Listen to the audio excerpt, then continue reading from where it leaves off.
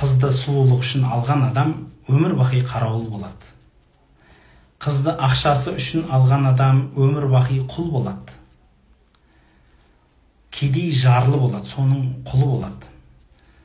Қызды басқа нәрселер үшін алған адам осындай. Тек діні үшін алған адам, имандылығы, ибалығы, ішкі жан дүниесінің байлығы үшін алған адам нағыз бай адам, сол бақытты болады.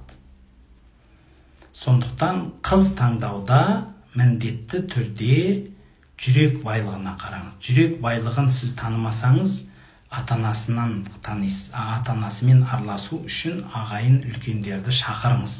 Солар таныссын, білсін, араласын. Ата-ананың да арманы сол. Ол келін қызық емес оған.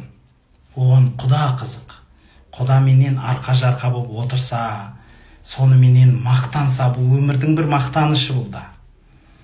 Соменен жақсы болып, етене араласып, сондай бауыр болып, ағайын болып кетсе, одан үлкен бақыт жоқ ата-анаңыз үшін де. Сол үшін айтатыным, құрметті жастар, ұлдар, қыздар, ата-ананы міндетті түрде араластыру керек. Бірақ қазіргі жағдайға байланысты ұл қыздың көзқарасымен ата-ана санасқаны дұрысырақ болады. Өйткені онымен тұратын ұл қыз. Алып атқан жан-жарымен тұратын адам кім? Соны өзіне таңдатыңыз, және сіз де бірге таңдасыңыз. Ортадан шешілу керек барлық нәрсе.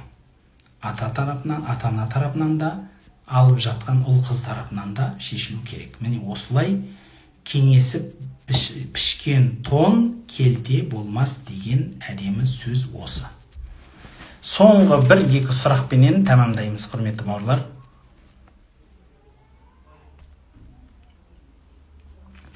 Намазымды тастадым, қайта оқығым келіп жүр. Дереу зорлықпен бастаңыз намазыңызды. Дереу өзіңізді зорлықпен бастаңыз. Ауырып тұрған адам, ол намазыңызды тастаған себебіңіз жүрегіңіз ауру. Ал ауру адам ешқашан дәріні ұнатпайды. Мысалы, бір дәріні алып мен ішем деп, ол қиналады. Зорлықпен ішіледі дәрі. Сол дәрі ішкен сайын адам жазылады. Сондықтан намазыңызды тастасаңыз зорлықпен оқыңыз.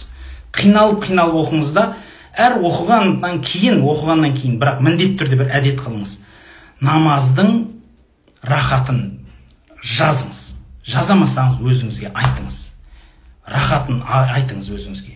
Шүкір Аллаға, намазымды оқыдым, Аллаға жақындадым, жәннатымды таптым. Әрбір оқыған аятымды қабылдады, әрбір сәжде